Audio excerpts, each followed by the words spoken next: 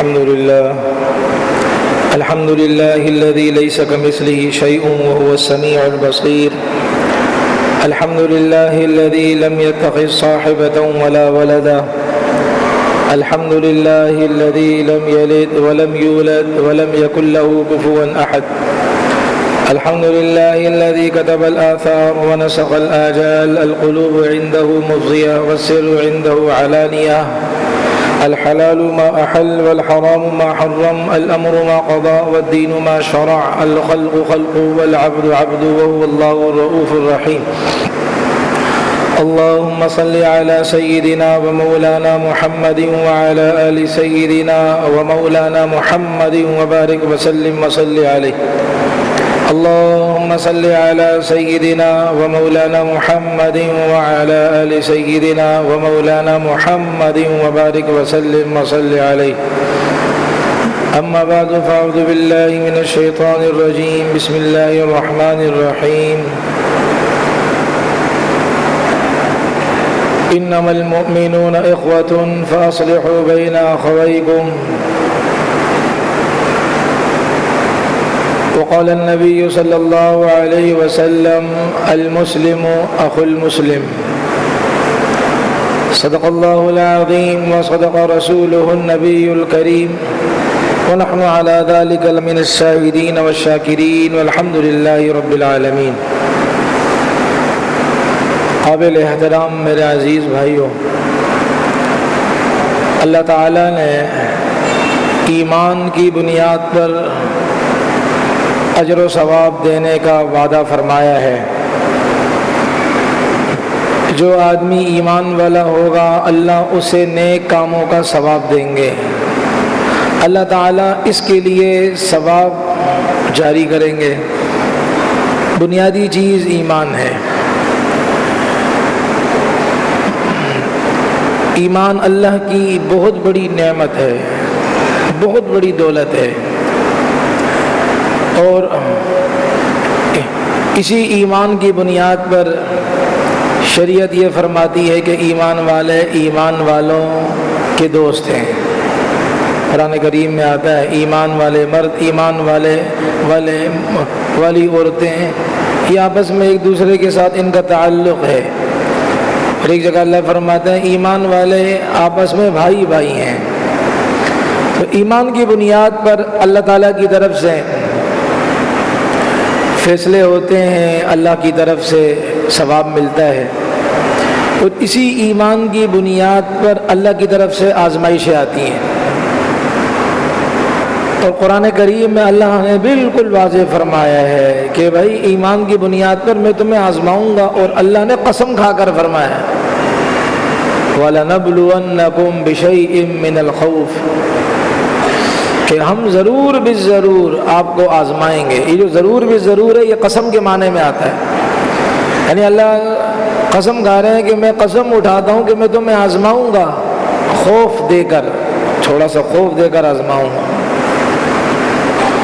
اور تھوڑا سا مال گھٹا کر آزماؤں گا، پھلوں کو کم کر کے آزماؤں گا، مال کم کر کے آزماؤں گا.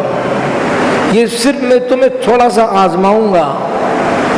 اور آزمانے کا مقصد یہ ہوتا ہے کہ اللہ ایک خاص درجہ دینا چاہتے ہیں، ایک خاص مقام دینا چاہتے ہیں.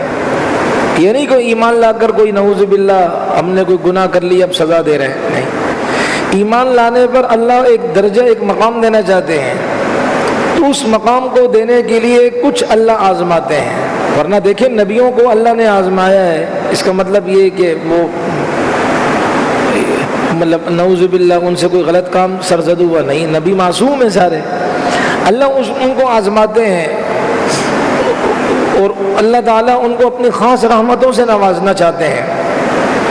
اسی لیے حدیث پاک میں آتا ہے نا، نبی علیہ السلام نے فرمایا ان اشد الناس الانبیاء الامثل فالامثل. ان اشد الناس بلاء الانبیاء الامثل فالامثل کہ سب سے زیادہ لوگوں میں سخت آزمائشیں جن کی ہوتی ہیں وہ نبی ہوتے ہیں. پھر جو نبی کے قریب ہوتا ہے ان کی آزمائش ہوتی ہے، پھر جو ان کے قریب ہوتا ہے ان کی آزمائش ہوتی ہے. یعنی جیسے جیسے فاصلے بڑھتے جائیں گے تو وہ جو نبی کو آزمائش آئی ہے اور یہ اس امتی کو آزمائش آئی ہے، فاصلے کے حساب سے وہ اس میں تھوڑا بہت فرق آئے گا۔ تو نبیوں کو بھی اللہ آزماتے ہیں۔ تو میں عرض یہ کر رہا کہ آزمائش اللہ کی طرف سے یہ کوئی نفرت کی علامت اور نشانی نہیں ہوتی، اللہ درجہ دینا چاہتے ہیں۔ دیکھیے امام قرطبی رحمۃ اللہ علیہ نے سورہ عنکبوت کی تفسیر کے اندر ایک واقعہ لکھا ہے کہ حضرت عیسیٰ علیہ السلام کے ساتھ ان کے صحبت یافتاؤں میں سے، جیسے کہ ہمارے نبی کے صحبت یافتہ کون ہیں؟ صحابہ کرام رضوان اللہ علیہ مجمعین۔ تو حضرت عیسیٰ علیہ السلام کے جو صحبت یافتہ ہوتے تھے ان کو حواری کہا جاتا تھا، وہ ان کے صحبت یافتہ ہوتے تھے۔ تو ایک دفعہ حضرت عیسیٰ علیہ السلام کے ساتھ ان کے حواری میں سے کوئی ایک عیسیٰ علیہ السلام کے ساتھ جا رہے تھے، راستے میں ایک درندہ آیا، کہتے ہیں شیر تھا، اس نے اس آدمی کو پکڑ کر چیر کر پھاڑ دیا۔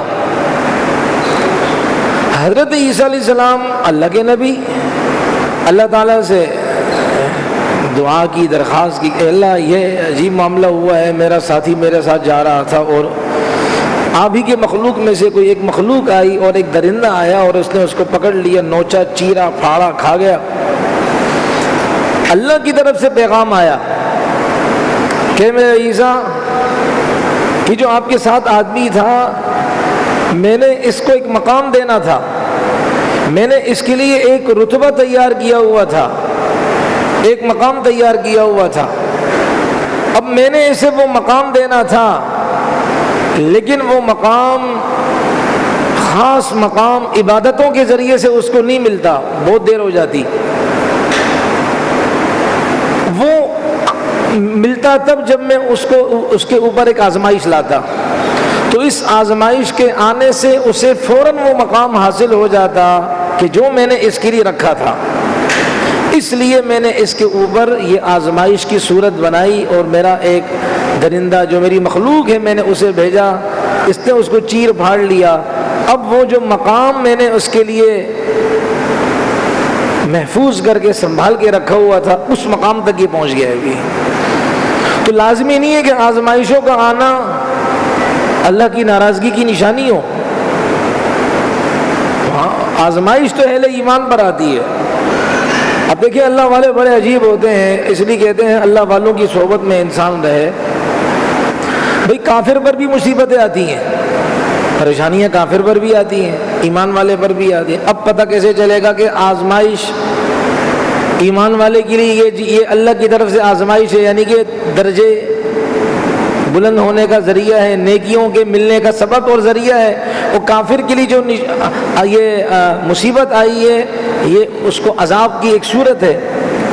فرماتے ہیں کہ اس کی علامت یہ ہے، اگر یہ ایمان والوں کے ساتھ بھی یہ ہے تو وہ بھی خیر منا ہے۔ کہتے ہیں اس کی علامت یہ ہے کہ ایمان والے کے اوپر جب آزمائش آتی ہے تو وہ کہتا ہے اے اللہ آزمائش آپ کی طرف سے آئی ہے، میں اس پر صبر کروں گا، اس پر آپ مجھے اجر دیں گے۔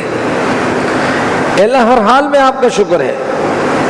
ایمان والے کے اوپر آزمائش آتی ہے وہ اللہ پر شکوے نہیں کرتا، اس کی توجہ اللہ کی طرف ہوتی ہے، روتا ہے دھوتا ہے اللہ کے سامنے، روتا ہے، سجدے میں جاتا ہے، نوافل کا اہتمام کرتا ہے، صلاۃ توبہ پڑھتا ہے، استغفار کی تسبیح کرتا ہے، نبی علیہ السلام پر درود بھیجتا ہے، یہ اعمال میں لگا ہوتا ہے۔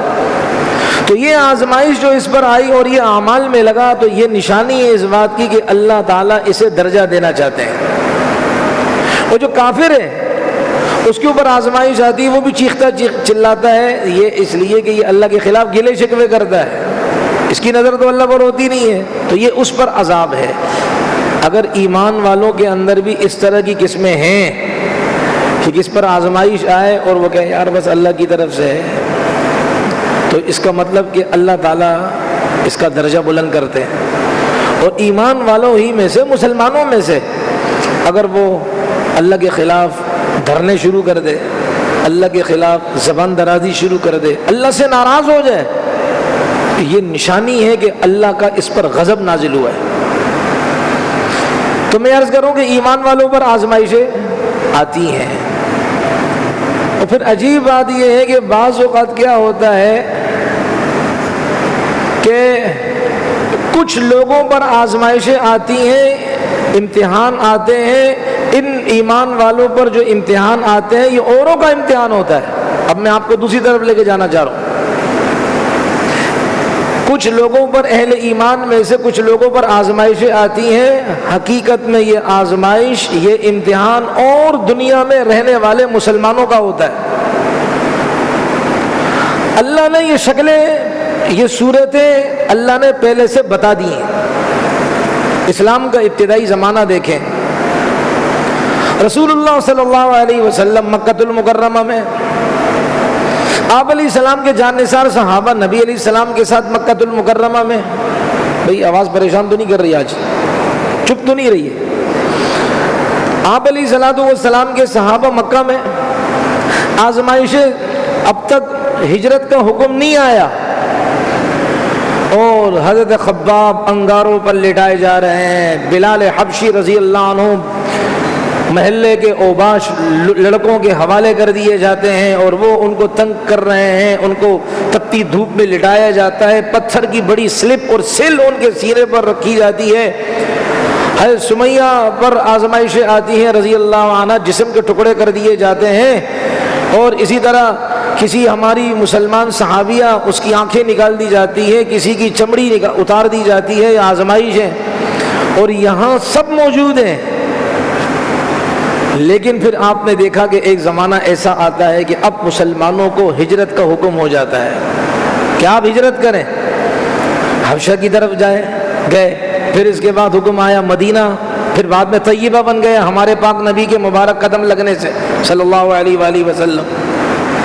اب یہ مسلمان تو وہاں چلے گئے، کچھ مسلمان وہاں چلے گئے، کہاں؟ مدینہ طیبہ، نبی علیہ السلام بھی تشریف لے گئے۔ اب مکہ اس وقت تک دارالاسلام نہیں تھا، اسلام کے حلقے میں آیا نہیں تھا، اسلام کا جھنڈا ابھی تک مکے میں لہرایا نہیں تھا۔ اب لیکن وہ مسلمان جو مکہ سے مدینہ چلے گئے، وہ کچھ امن سے تو رہ گئے نا، ٹھیک ہے، کفریہ طاقتیں ان کے خلاف سازشوں میں لگی ہوئی تھی، لیکن مکے کے مقابلے میں مکہ میں تو 3 سال تک مسلمانوں کو ایک گھاٹی کے اندر رکھا گیا جس کو شعب ابی طالب کہا جاتا ہے۔ ان کو وہاں کھانا پینا بند، خریدنا بیچنا، ان کے ساتھ تعلقات سب کچھ ختم، بند، کتنی سخت مشکلات، ٹھیک۔ لیکن اب اور یہ جو یہاں سے چلے گئے مدینہ طیبہ چلے گئے تو وہ مکہ والی آزمائشوں سے تو بچ گئے، اب مکہ میں جو رہ گئے وہ آزمائشوں میں۔ اب کیا تھا بھائی، اب مکہ سے جو باہر تھے، مکے میں تو آزمائشوں میں ہیں وہ، لیکن مکہ سے جو باہر تھے ان کا امتحان اور زیادہ شروع ہو گیا کہ آپ نے ابھی اپنے بھائیوں کو چھڑانے کی فکر کرنی ہے۔ میں سمجھ رہے ہیں میری بات؟ آپ کا امتحان، یہ تو بیچارے امتحان میں ہیں، یہ تو صبر کر رہے ہیں، لیکن جو ایمان آپ لائے ہو، یہ لائے ہیں آپ کا آپس کا ایمانی رشتہ، اس ایمانی رشتے کی بنیاد پر آپ کے اوپر امتحان زیادہ ہے، اور آپ نے کیا کرنا ہے؟ اب ان کو چھڑانے کی فکر کرنی ہے۔ یہ آزمائش ہے۔ اسی لیے آپ غور کریں، نبی صلی اللہ علیہ وسلم کی سیرت کا ہم مطالعہ اگر کریں تو 6 سال صرف نبی صلی اللہ علیہ وسلم نے مکہ میں رہنے والے جو مسلمان تھے، کسی وجہ سے نہیں آ پائے، مکہ میں رہنے والے جو مسلمان تھے، نبی علیہ الصلوۃ والسلام نے ان کو چھڑانے کے لیے 6 سال کی محنت کی ہے۔ غزوہ بدر، غزوہ احد، پھر چھوٹے چھوٹے سرایا، چھوٹی چھوٹی جماعتیں بھیجی کافروں کا مقابلہ کرنے کے لیے۔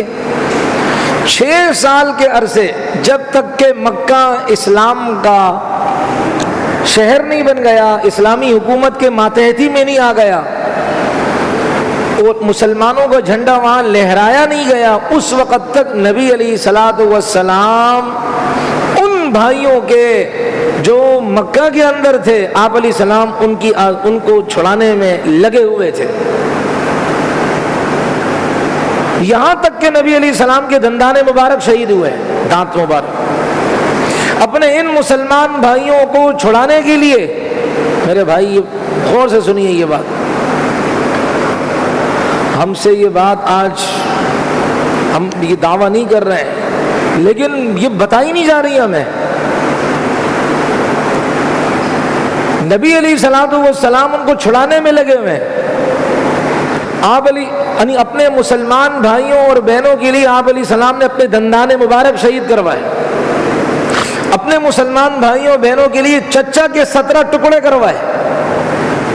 کتنے صحابہ ایسے تھے کہ ان کو کفن ان کے لیے میسر نہیں ہو رہا تھا، وہ تو چاہتے آرام سے مدینہ میں رہتے، لیکن وہ جو مکہ میں رہ گئے مظلوم، جو ظلم کی چکی میں پیسے جا رہے تھے، ان کو چھڑانے کے لیے نبی علیہ السلام نے کیا کچھ نہیں کیا۔ مدینہ پر حملہ آور بھی ہوئے، حملہ آور ہونے کی کوششیں کی کافروں نے، منافقین نے، یہاں تک کہ نبی علیہ السلام کی زوجہ محترمہ ہماری ماں سیدہ عائشہ صدیقہ رضی اللہ عنہا پر نعوذ باللہ بدکاری کی تہمتیں تک لگا دی۔ اللہ کے نبی اپنے ویژن سے پیچھے نہیں ہٹے۔ آپ علیہ السلام اپنے نظریے سے، اپنے کاز سے، اپنے مشن سے نبی علیہ السلام پیچھے نہیں ہٹے۔ آپ علیہ السلام اسی جستجو میں تھے کہ بس میں کسی طرح ان مکہ والوں کو چھڑاؤں، ان کو پنجے کفر سے نکالوں، مشرکین کے پنجے سے نکالوں، اور یوں پھر مکہ فتح ہوتا ہے اور اسلام کے حلقے میں سارے آتے ہیں۔ مکہ پھر اسلامی حلقے میں داخل ہو جاتا ہے اور اسلام کی سرحد کے اندر وہ بھی آ جاتا ہے، اسلام کی آبادی کے اندر وہ بھی آ جاتا ہے مکہ، اور پھر وہ امن والا شہر تو پہلے سے تھا، اسلام کی برکت سے اور زیادہ عافیت کا معاملہ ہو جاتا ہے۔ تو میں یہ بات اس لیے عرض کر رہا ہوں کہ ہمارے کچھ بھائی جو آج دنیا کے کفریہ طاقتوں کے چکی میں ان کو پیسا جا رہا ہے، ہم بے فکر ہو گئے، 2 دن رونا دھونا کیا، 3 دن رونا دھونا کیا، اور یہ اسرائیل مرد آباد، فلسطین زندہ باد، اور کیا نعرے، سب ختم، سب وہ جو سارا کچھ ختم۔ میرے محترم، ہمارا امتحان وہ پاس ہو گئے، غزہ والے امتحان میں پہلے ہی دن پاس ہو گئے۔ وجہ یہ ہے میرے بھائی، ہم سیرت سے دور ہیں، ہمیں یا تو بتانے والے صحیح بتاتے نہیں، چاپلوسیاں کرتے ہیں۔ نبی کی سیرت ہماری آنکھوں سے اوجھل کرتے۔ نبی نے کی سیرت یہ بھی ہے کہ پیچھے جو بھائی ہیں ان کو آپ علیہ السلام نے اکیلے نہیں چھوڑا، آپ علیہ السلام نے ان کو بے یار و مددگار نہیں چھوڑا، اپنوں کے جسموں کے ٹکڑے کروائے اور اپنوں کے جسموں کے کو چھلنی کروایا اور اس کی قربانی دی، لیکن اللہ کے نبی علیہ السلام آگے بڑھتے گئے، اور پھر اللہ نے دکھا دیا۔ اس لیے میرے محترم، آج ہمارے، اور یہ میں نے عرض کیا کہ ان کا وہ امتحان میں کامیاب، انہوں نے مارکس لے لیے، نمبر لے لیے، 100% 100 میں سے 100 نمبر لے لیے۔ امتحان میرا آپ کا ہے، میں کیا کر رہا ہوں، میں کتنی محنت کر رہا ہوں، میں ان مسلمانوں کی آواز بن رہا ہوں کہ نہیں بن رہا ہوں، مظلومان فلسطین اور مظلومان غزہ کی آواز بن رہا ہوں کہ نہیں بن رہا ہوں، ان کے لیے میں کتنی تگ و دو کر رہا ہوں۔ خدا کی قسم، شرم کے مارے منہ دکھانے کے قابل نہیں مسلمان حکمران اور مسلمانوں کی جو اجتماعی ہے معاملہ ہے، اس کوس پر جو جمع ہوا ہے وہ فلسطینی ہے، یہ آپ کو ماننا پڑے گا۔ یہ ہماری ذمہ داری ہے، آپ کی ذمہ داری ہے، ہماری ذمہ داری ہے، ہر امام کی ذمہ داری، ہر مقتدی کی ذمہ داری، ہر مجاہد اور ہر تبلیغی اور ہر تزکیہ کرنے والے اور ہر مدرسے کے پڑھانے اور پڑھنے والے، اسکول، کالج، یونیورسٹی کے طالب علم، پروفیسر، ڈاکٹر، جرنیل، جج، سب کی ذمہ داری ہے کہ غزہ والوں کے لیے آواز اٹھائے۔ نہیں اٹھا رہا، بہت نقصان کر رہا ہے، اپنا بہت نقصان کر رہا ہے۔ میں آج بالکل ہٹ کر عرض کر رہا ہوں بات۔ اور دیکھیں، یہ چبھتے ہوئے جملے تو شروع سے ہی سن رہے ہیں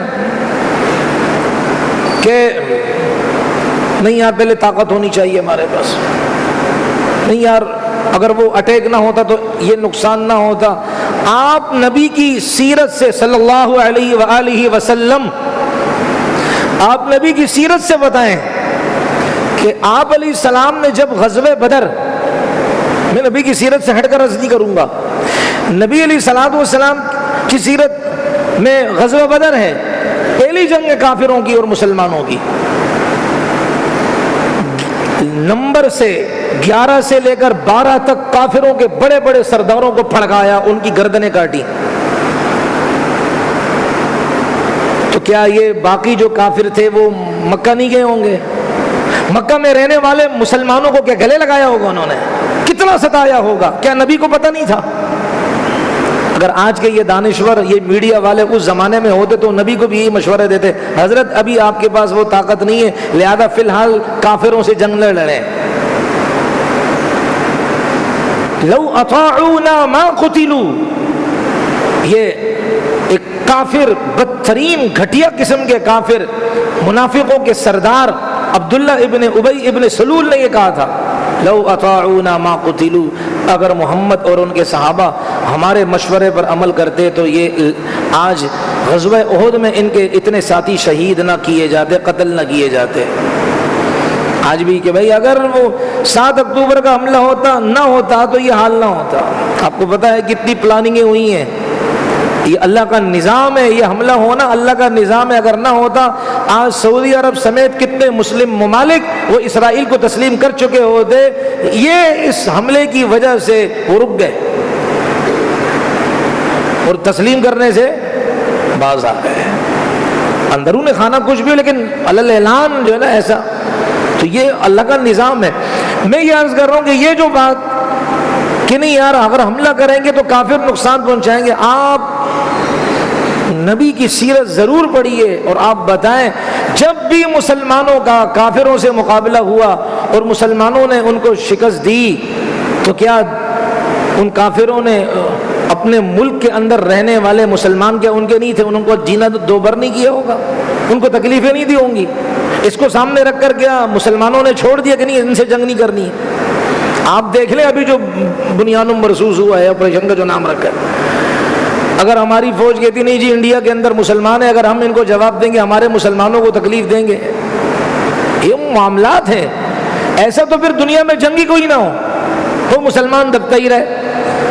چلے یہ کہنا کہ اگر ہماری بات مان لے، میں آپ کو واضح طور پہ کہوں خدا کی قسم یہ کفریہ جملہ ہے، قرآن کی روح سے یہ کفریہ جملہ ہے. یہ اپنے ایمان کی خیر مانا ہے یار، اور کچھ نہیں کر سکتے ہو، کم از کم اپنے ایمان کی تو فکر کرو. تم یہ کہہ کر اپنا ایمان خراب کر رہے ہو کہ اگر وہ جو ہے نا ہماری بات مانتے اور یہ مقابلہ نہ کرتے تو یہ نقصان نہیں ہوتا جو آج دیکھنے کو آ رہا ہے. میں نے آپ سے عرض کیا نبی کی سیرت کے اندر کوئی ایسا نہیں ہے کہ آپ علیہ السلام نے کافروں سے جہاد اس لیے چھوڑا ہو کہ اگر میں لڑوں گا تو پیچھے مکے میں یہ نقصان پہنچائیں گے مسلمانوں کو. جب نبی علیہ الصلوۃ والسلام کی سیرت میں نہیں، ہم تو نبی کو فالو کرنے والے ہیں، نبی کی اتباع کرنے والے ہیں، نبی کی اطاعت کرنے والے ہیں.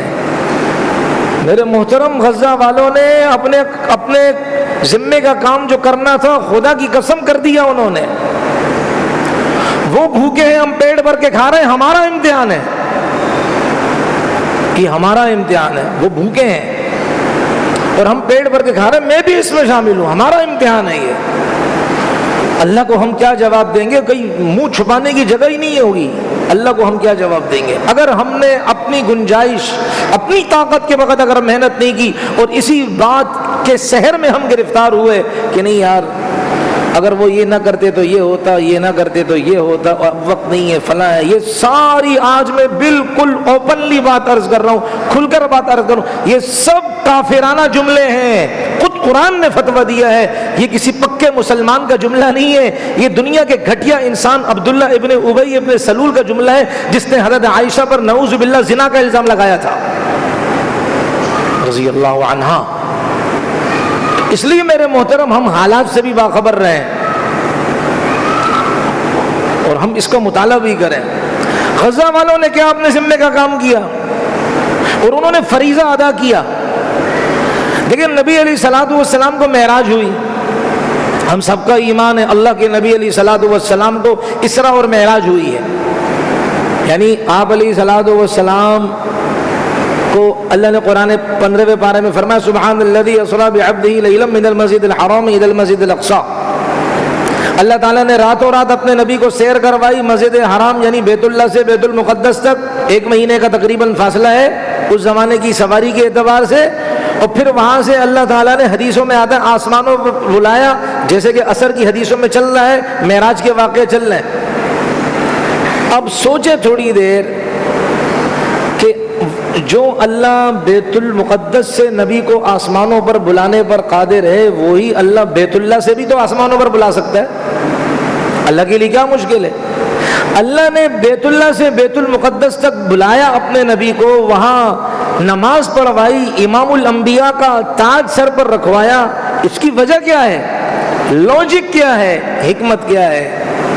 نبی ہمیں وہ ذمہ داری سونپ کر گئے ہیں کہ جہاں میرے پاؤں لگ گئے اب یہ میری میراث ہے, میں چھوڑ کر تمہارے لیے جا رہا ہوں, اس کی حفاظت کرنا.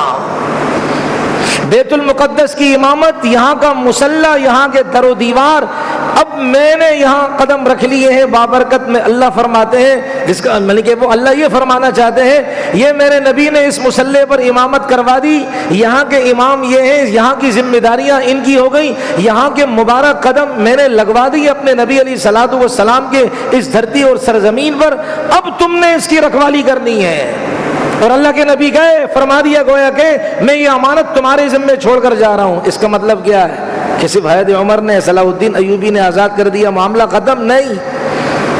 اب وہ جب کافر اس بیت المقدس کے اوپر حملہ آور ہوگا, ہم مسلمانوں کی ذمہ داری ہے کہ ہم اس کے حق میں بولیں گے, اس کو واگزار کرانے, اس کو چھڑانے کی ترکیبات تدبیریں اختیار کریں گے جتنا مجھ سے آپ سے ہو سکے. یہ اتنی بڑی حکمت ہے آپ علیہ الصلوۃ. اور اس پر کون جمع ہوا ہے؟ غزہ والا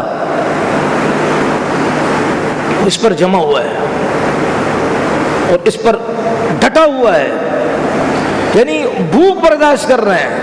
اب وہ تصویریں تو دیکھیں, ہم سے تو دیکھی بھی نہیں جاتی ہیں, لیکن وہ اس لیے کبھی کبھی کرتے ہیں, ساتھیوں کو بتاتے ہیں کہ تاکہ بیدار رہیں, سوئے نہ, آنکھوں سے آنسو نکلیں, دعاؤں کا اہتمام کریں.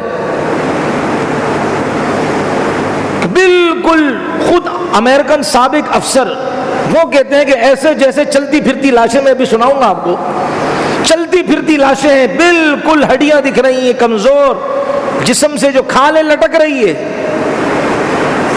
ہڈیاں بالکل واضح ہیں, گال پچک چکے ہیں, گوشت جسم پر نہ رہا, خون بس کچھ بوندیں ان کے جسم میں ہیں, وہ دوڑ رہا ہے خون. یہ حال ہے.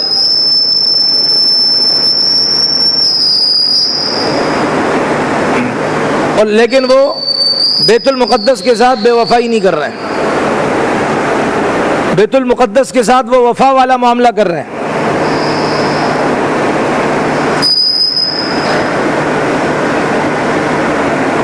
اس لیے دیکھیں آپ, یہ آرٹیکل مختلف آئے, ان کے تراشے میں آپ کے سامنے کچھ ذکر کر رہا ہوں. غزہ میں معصوموں, آواز آ رہی ہے, غزہ میں معصوموں اور بے قصوروں کا قتل عام جاری ہے. اور یہ انگریز کو ہم کہتے ہیں کہ یہ کتوں پر, اس کے مرنے پر یہ کیا کرتے ہیں, افسردہ ہوتے کہ کتوں کو نہ مارو. یہ سب ڈھونگ, سب ڈرامہ ہے.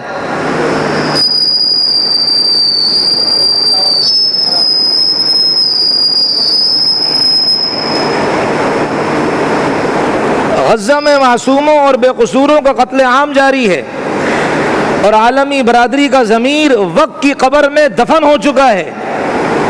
اپنے نہ تو معصوم بچوں کی چیخیں سنائی دیتی اسے نہ تو معصوم بچوں کی چیخیں سنائی دیتی ہیں اور نہ ہی لاشوں کے ڈھیر دکھائی دیتے ہیں. اسرائیل تمام قوانین پامال کر رہا ہے. ہمارے یہاں کوئی ایک قانون توڑا جاتا ہے تو پورا مغربی میڈیا چیختا ہے, جس طرح کہ یہ ابھی اسپیکر چیخ رہا ہے, مغربی میڈیا چیختا ہے. اس لیے کہا ہے بھائی پہلے سے سیٹنگ کر لیا کرو. اسی کے ساتھ ساتھ یہ بھی ایک تلخ حقیقت ہے کہ اسلحہ ساز کمپنیوں نے فلسطینیوں کی لاشوں کو اپنے منافع بخش تجارت میں تبدیل کر دیا ہے. یہ جو جتنی بھی دنیا میں اسلحہ بنانے والی کمپنیاں ہیں, اب وہ پستول کلاشن، میزائل، بم، ٹینک، اس کو نمائش کے لیے تو نہیں کھڑا کرنا، اس کو چلانا بھی ہے، اور دنیا والوں کے سامنے اس کا رزلٹ بھی آئے۔ اب رزلٹ کیسے آئے گا یہ بھی ایک معاملہ ہے، اسے وہ اس طرح غزہ والوں پر ٹرائی کر رہے ہیں، یہ منافع بخش کاروبار بنایا ہوا ہے۔ میڈیا رپورٹوں کے مطابق یہ کمپنیاں غزہ پر اسرائیلی حملے کے بعد سے اسرائیلی ہتھیاروں کی مسلسل فروخت کر کے اربوں ڈالر کما رہے ہیں۔ وہ چاہتی ہیں کہ جنگ طویل سے طویل ہو جائے، یہ کمپنیاں چاہتی ہیں کہ جنگ لمبی سے لمبی ہو، ہمارا اسلحہ بکے گا، اربوں ڈالروں کا فائدہ ہوگا، خون کس کا ہوگا؟ غزہ کے بچوں کا، لاشیں کس کی گریں گی؟ غزہ کے بچوں کی۔ تو یہ پولیو مولیو سب ڈرامے باز ہیں، جو سنتا ہے سنے،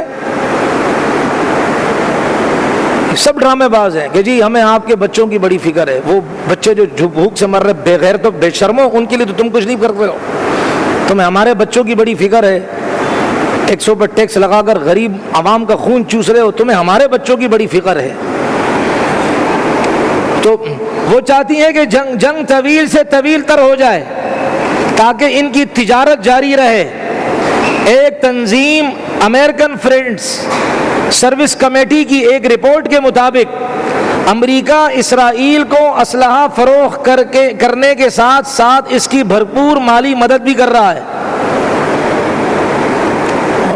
صرف 7 اکتوبر 2023 کو حماس کے حملے کے بعد سے لے کر 25 دسمبر تک امریکہ نے اسرائیل کو 244 مال بردار طیاروں، 244 مال بردار طیاروں اور 20 بحری جہازوں سے 10,000 ٹن ہتھیار سپلائی کیے تھے۔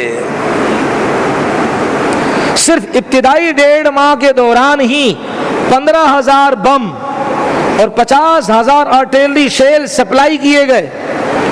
اکتوبر اور مارچ کے درمیان اسرائیل کے ساتھ 100 عسکری یعنی 100 فوجی سودے کیے۔ رپورٹ کے مطابق امریکی حمایت کے بغیر غزہ میں اتنے بڑے پیمانے پر قتل عام ممکن نہیں تھا، یعنی امریکہ کی حمایت اور تعاون اور مدد کے بغیر اتنا بڑا قتل عام ممکن نہیں، امریکہ براہ راست ملوث ہے اس میں۔ طرفہ تماشا یہ ہے کہ حماس پر ہتھیار خریدنے پر پابندی عائد ہے کہ حماس کسی سے ہتھیار نہیں خریدے گی، اسرائیل خرید سکتا ہے بچوں کو مارنے کے لیے، حماس نے اگر کسی ملک سے خریدا اس ملک کے ساتھ ہم پابندیوں کے سلسلے شروع کر دیں گے، یہ مطلب ہے۔ تو طرفہ تماشا یہ ہے کہ حماس پر جو اپنی آزادی کی جنگ لڑ رہے ہیں، فریڈم فائٹر آزادی کی جنگ لڑ رہے ہیں، اور یہ ہر ملک کو حاصل ہے، لیکن بیت المقدس کے مجاہدین کو نہیں۔ کہتے ہیں کہ حماس پر ہتھیار خریدنے پر پابندی عائد ہے، یعنی وہ کسی عالمی اسلحہ ساز کمپنی یا ملک سے ہتھیار نہیں خرید سکتی، ہتھیار نہیں خرید سکتے۔ سائنس اور ٹیکنالوجی کے میدان میں نام کمانے والی تمام کمپنیاں بھی اس نسل کشی میں یعنی بچوں کے قتل میں مصروف ہے۔ یہ ناسا اور یہ بڑی بڑی جو کمپنیاں ہیں جنہوں نے چاندوں پر کمنڈ ڈالی ہوئی ہیں اور دنیا میں بڑا شور و غوغا ہے ان کا، وہ سب اس غزہ کے بچے کے قتل میں ملوث ہیں۔ رپورٹیں ہیں یہ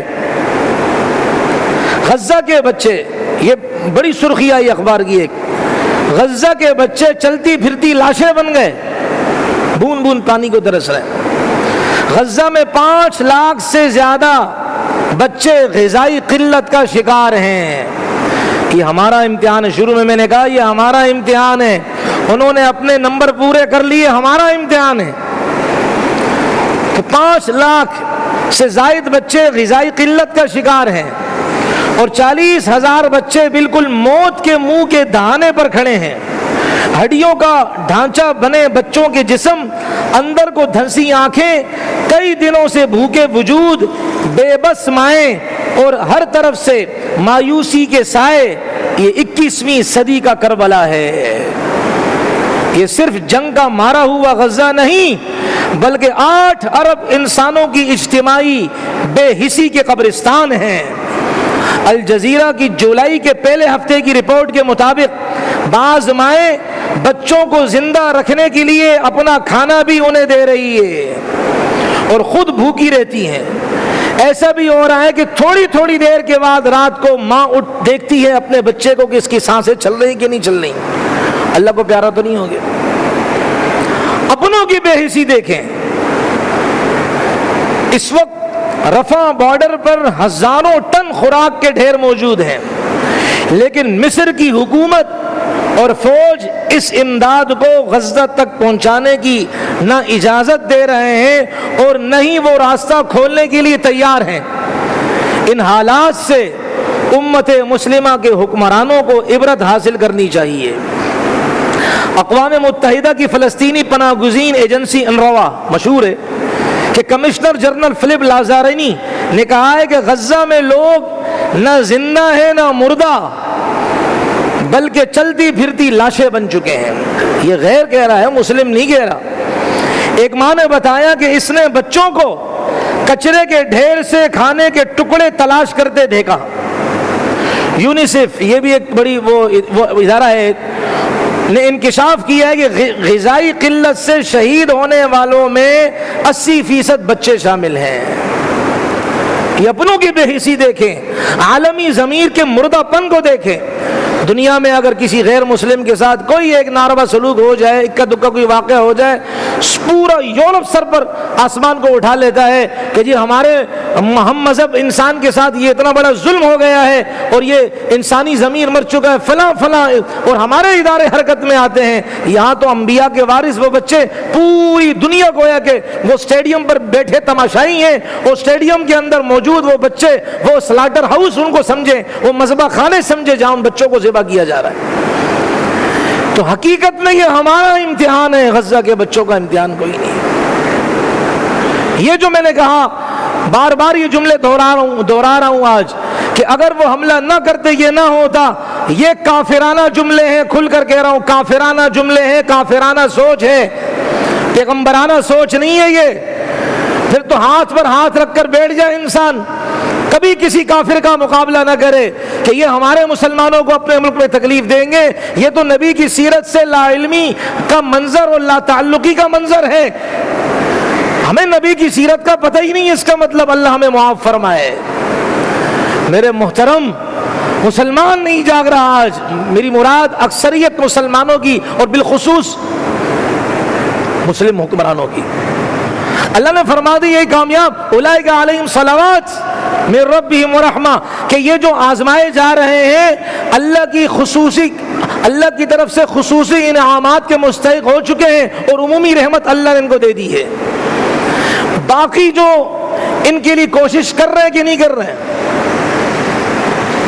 وَإِنِ اسْتَنصَرُوكُمْ فِي الدِّينِ فَعَلَيْكُمُ النَّصْرُ، اللہ قرآن میں فرماتے ہیں کہ اگر مسلمان جو کمزور ہیں تم سے دین کے اعتبار سے مدد مانگیں تو تمہارے ذمے ان کی مدد کرنا فرض ہے۔ یہ قرآن کی آیت ہے، جھٹلا کر کوئی دکھا دے کیا بہانہ کرے گا کوئی یہاں؟ اللہ فرماتے تم سے اگر مسلمان جو کمزور ہیں دنیا کے کسی خطے میں رہتے ہوں، دین کی بنیاد پر اگر تم سے مدد مانگے تو تمہارے ذمے، اللہ فرما رہے ہیں فَعَلَيْكُمُ النَّصْرُ، تمہارے ذمے ہے کہ تم ان کی مدد کرو، یہ تم پر فرض ہے۔ اور ظاہر بات ہے پھر مدد کے طریقے الگ ہوتے ہیں، فوجی اعتبار سے مدد کرے گا، اور پیرامیڈیکل سٹاف وہ اپنے اعتبار سے مدد کرے گا، خطیب اپنی زبان کے اعتبار سے مدد کرے گا، مخیر اپنی مال کے اعتبار سے مدد کرے گا، غریب ہے لیکن ماشاءاللہ جسم میں طاقت فولاد جیسی ہے وہ اپنے جسم کو پیش کرے گا۔ یہ پھر مختلف طبقات ہیں، سب نے مل کر کام کرنا ہے، یہ ہم سب کی اجتماعی ذمہ داری ہے۔ میرے محترم، بہت معذرت سے آج کافر غزہ کے لیے بے چین ہو رہا ہے، عام مجمع کی بات کر رہا ہوں، یہ ان کی حکومتوں کی بات نہیں کر رہا۔ میں آپ کو ایک واقعہ میں پڑھ کر عرض کرتا ہوں کہ جارج عبداللہ کا نام سنا ہوگا آپ نے، 41 سال کی قید کاٹ کر آیا ہے فلسطین کی محبت میں، 41 سال، اور ہمارے کسی سے کہو پیپسی چھوڑو کہتے نہیں اس سے کیا ہوتا ہے، اور ہمارا اچھا مذہبی بندہ بے حیا اور بے شرم ہو کر مسجد میں پیپسی پیتا ہے، اس جیسا گھٹیا انسان کوئی نہیں ہے۔ آج میری باتوں سے اگر کسی کو تکلیف ہو تو اپنے ضمیر کو دیکھے اور کہے کہ یہ بات حقیقت پر مبنی ہے یا خلائی اور فرسودہ باتیں ہو رہی ہیں۔ فلسطین کے لیے 41 برس قید میں گزارنے والا لبنان کا مسیحی ہیرو، بیروت میں اس کا والہانہ استقبال ہوا۔ یہ جارج عبداللہ 2 اپریل 1951 کو لبنان کے شمالی گاؤں قبیات میں ایک مارونی مسیحی خاندان میں پیدا ہوئے، عیسائی خاندان میں۔ وہ شروع ہی سے فلسطینی مزاحمت کے حامی تھے، یعنی فلسطین کے لیے دفاع کرتے تھے، بولتے تھے، فلسطین کے حق میں بولتے تھے۔ 1982 میں امریکی سفارتکار چارلس رابرٹ ڈائی اور اسرائیلی سفارتکار یعقوب برمینا نتوف کے ہلاک اور 1984 میں امریکی قونصل خانے پر قاتلانہ حملے کی کوشش کے الزام میں 1984 میں فرانس میں گرفتار کیے گئے۔ 3 سال کے بعد 1987 میں انہیں عمر قید کی سزا سنائی گئی فرانس میں۔ 1999 میں جارج نے اپنے رہائی کے تمام قانونی تقاضے مکمل کر لیے تھے، بس رہا ہونا تھا، لیکن عدالت کے اوپر فرانس کی حکومت غالب آئی اور امریکہ براہ راست اس میں کودا اور اس نے دباؤ دیا۔ اس دباؤ کی وجہ سے ان کی رہائی مؤخر ہو گئی، پینڈنگ میں یعنی چلی گئی۔ ہر بار عدالتی کمیشن ان سے پوچھتا اگر فلسطین آزاد نہ ہوا تو وہ کیا کریں گے۔ جارج عبداللہ سے اس نے، عیسائی ہے، وہ کہا اگر فلسطین آزاد نہ ہوا تو آپ کیا کریں گے؟ وہ صاف کہتا میں مزاحمت جاری رکھوں گا، مقابلہ جاری رکھوں گا۔ بالآخر 26 جولائی کو ایک دن قبل اچانک انہیں بیروت روانہ کر دیا گیا۔ ایک دن پہلے ہی چھوڑ دیا، اس لیے کہ شور ہو گیا تھا کہ بھئی فلاں تاریخ کو یہ چھڑائے جائیں گے تو ایئرپورٹ پہ بہت بڑا استقبال نہ ہو، یہ ہیرو قرار دیا جائے گا۔ ایک دن پہلے چھوڑ دیا تاکہ ایئرپورٹ میں جائے تو اتنا کراؤڈ نہیں ہوگا، مجمع نہیں ہوگا۔ یہ دیکھو کافر کہاں تک سوچتا ہے۔ بالآخر 26 جولائی کو ایک دن قبل اچانک انہیں بیروت روانہ کر دیا گیا تاکہ ان کے استقبال کو مدہم کیا جا سکے۔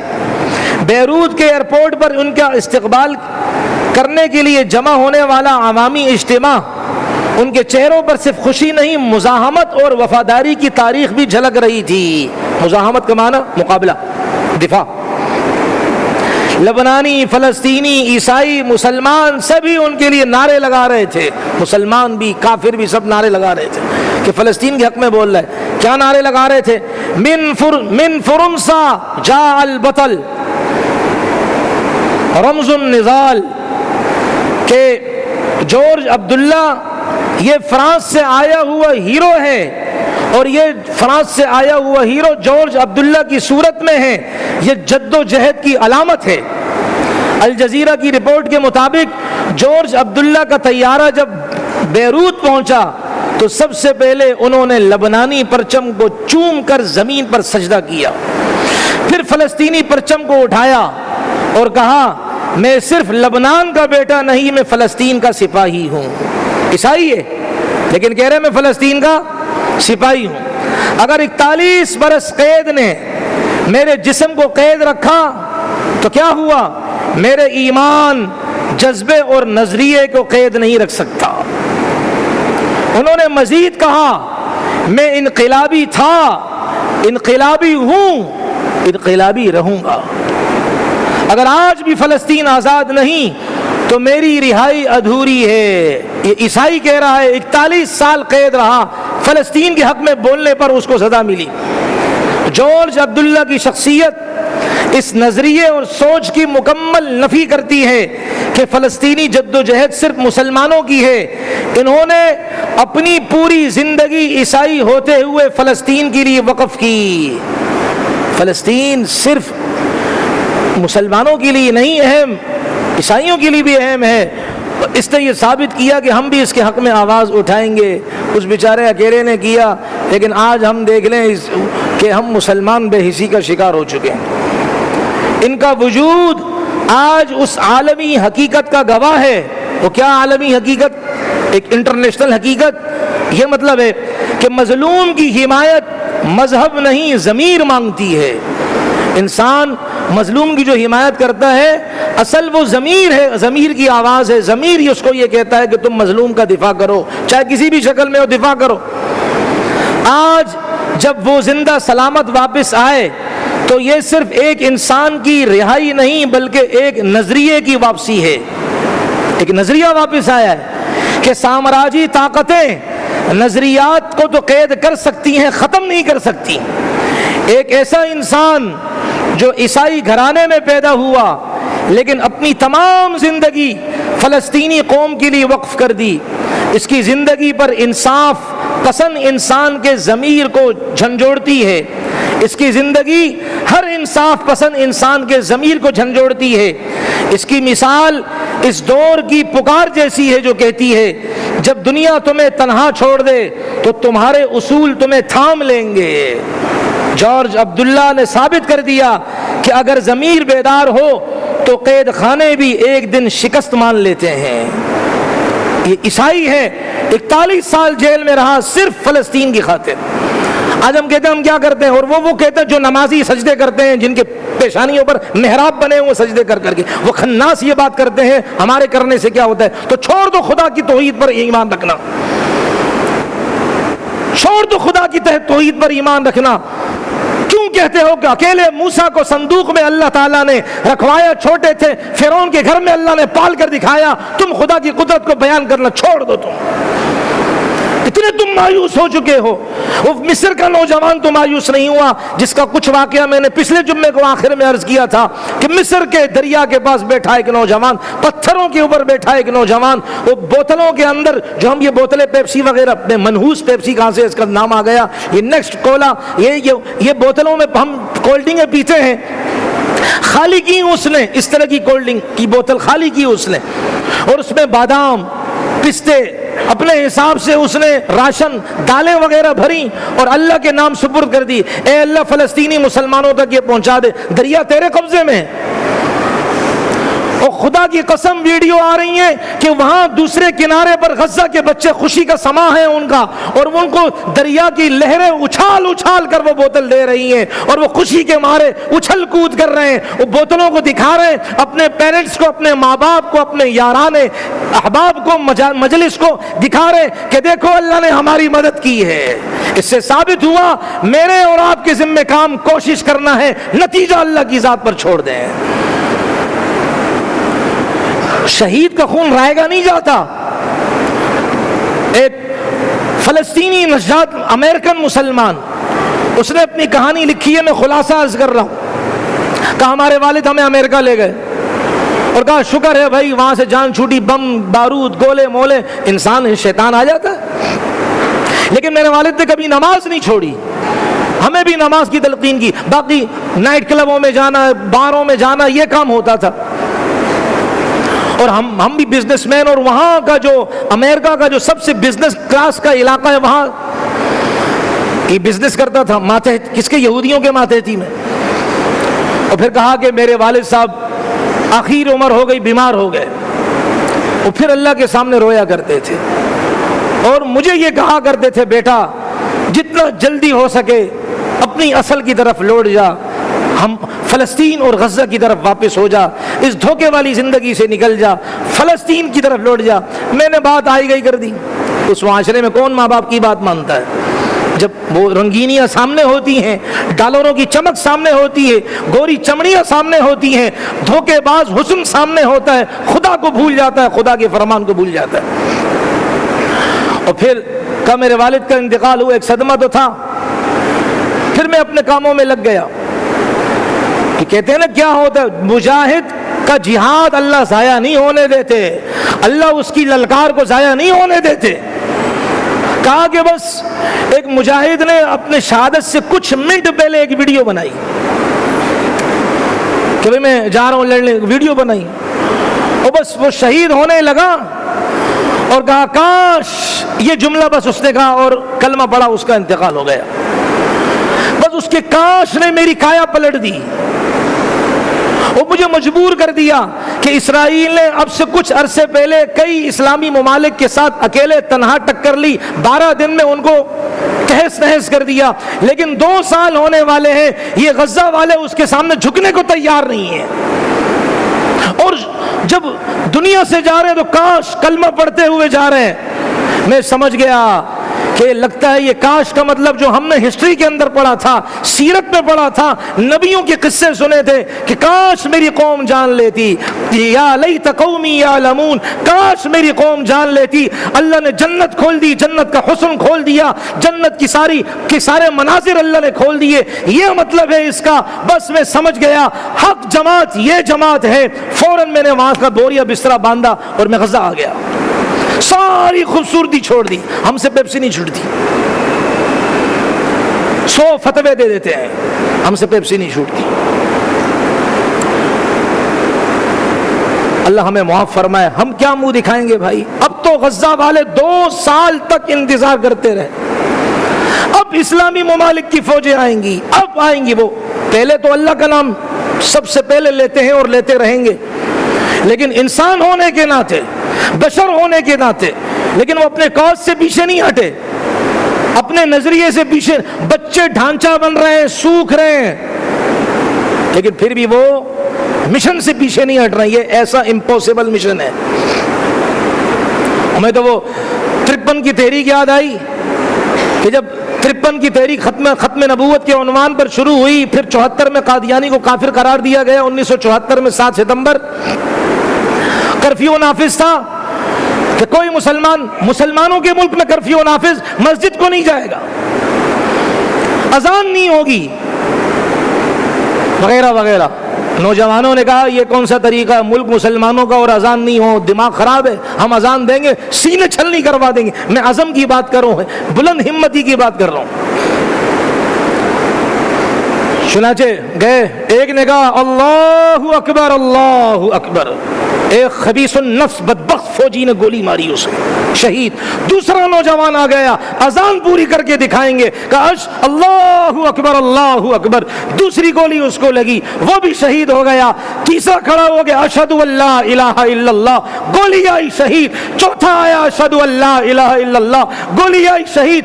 پانچواں آیا، اشہد ان محمد رسول اللہ، اشہد ان محمد رسول اللہ، گولی آئی، شہید۔ چھٹا آیا، حی علی الصلاۃ حی علی الصلاۃ، گولی آئی، شہید۔ ساتواں آیا، حی علی الفلاح حی علی الفلاح، گولی آئی، شہید۔ آٹھواں آیا، اللہ اکبر، گولی آئی، شہید۔ نواں آیا، لا الہ الا اللہ، گولی آئی، شہید۔ 9 لاشیں بے بکھر گئی، لیکن اذان کو مکمل ہونے دی۔ بتا دیا جب نظریات ہمارے رچ بس جائیں، دنیا کی کوئی طاقت ہمیں اعلاء کلمت اللہ کو بلند کرتے ہوئے اللہ کے نام کو بلند کرنے سے نہیں روک سکتی۔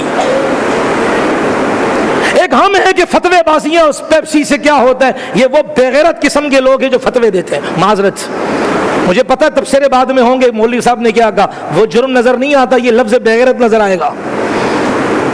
میرے محترم، معذرت سے بعض مذہبی قائدین پر بھی بہت افسوس ہے مجھے، نام بڑے بڑے لیتے ہو، بڑے بڑے نام لیتے ہو، اور تم اپنی ویڈیو بناتے ہو کھانے کی میز پر، ہمیں انکار نہیں، کھاؤ، تمہیں کس نے روکا ہے؟ ویڈیو کیوں بناتے ہو؟ وہ غزہ کا بچہ پانی کی بوند بوند کے لیے ترس رہا ہے، تمہاری قیادت بیٹھ کر موویاں اور ویڈیو بناتی ہے، کھانے کے دسترخوان لگے ہوتے، تم سٹیٹس پر لگاتے ہو، خدا کے سامنے تم بھی مجرم ہو۔ اس لیے غزہ والوں نے اب یہ کہنا شروع کر دیا، اے شافع محشر، اے شفیع المذنبین، اے گناہگاروں کی سفارش کرنے والے، ہم غزہ کے بچے، لہو میں نہائے ہوئے بچے، غزہ کے نوجوان، لہو ہمارا جسم سے رس رہا ہے، ہم آپ کو پیغام دینا چاہتے ہیں، اے اللہ کے نبی صلی اللہ علیہ وسلم، ہم آپ کو پیغام دینا چاہتے ہیں، یہ 2.5 ارب مسلمان جو دنیا کے اندر رہ رہے ہیں، بے حسی کی زندگی گزار رہے ہیں، ان کے حق میں سفارش نہیں کرنا، ان کے حق میں سفارش نہیں کرنا۔ آج حال یہ ہو چکا ہے، ہم سے پیپسی نہیں چھوٹتی ہے۔ بہت معذرت چاہتا ہوں، اگلی بات اور سخت ہوگی، کوئی میرا ساتھ چھوڑنا چاہے چھوڑ دے، بالکل ہمیں کسی کی پرواہ نہیں ہے۔ بے غیرت کرکٹر آتے ہیں تو ان کو تم بٹھاتے ہو ممبروں پر، وہ پیپسی کا لوگو لگائے ہوئے ہوتے ہیں، غزہ کے قاتلوں سے غزہ کے بچوں کا خراج وصول کرتے ہیں، ان کا ٹیکس وصول کرتے ہیں، ان کے ٹکڑے یہ لیتے ہیں اور بتاتے ہیں ہم تمہارے غلام تھے ہیں۔ ہم خوش ہوتے ہیں ماشاءاللہ جی، ہدایت، بے غیرت آ گیا، یہ خناس آ گیا۔ تم کسی مجاہد کو وہ درجہ دیتے ہو؟ ممبر پر بٹھاتے ہو کسی مجاہد کو؟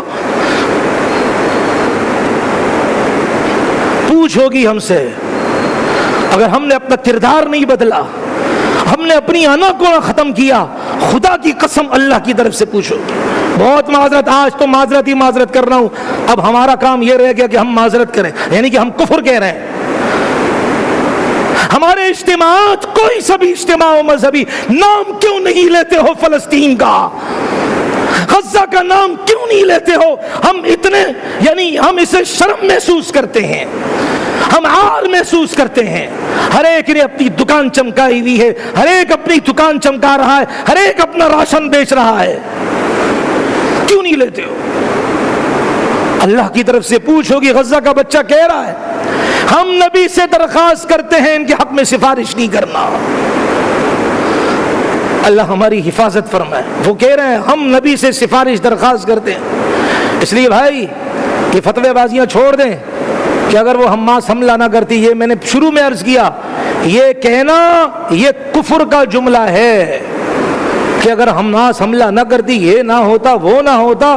قرآن فتویٰ دے رہا ہے قرآن کی روح سے، یہ کہنے والا کافر تھا کہ اگر محمد ہمارے مشورے پر عمل کرتے، لڑائی نہ لڑتے، یہ نوبت نہ آتی، حمزہ کے 17 ٹکڑے نہ ہوتے، محمد کے دانت شہید نہ ہوتے، محمد کا چہرہ مبارک زخمی نہ ہوتا، محمد گڑھے میں نہ گرتے، مصعب بن عمیر اور دیگر صحابہ اس طریقے شہید نہ ہوتے، محمد یہ نہ کرتا، وہ نہ کرتا۔ یہ جملہ کس نے کہا؟ کائنات کے بدبخت انسان نے کہا ہے، اور یہی جملہ آج ہمارا بھائی دوہرا رہا ہے۔ اس لیے چھوڑو، کم از کم اپنے ایمان کی فکر کرو، میرا ایمان بچا بھی ہے کہ نہیں بچا ہے۔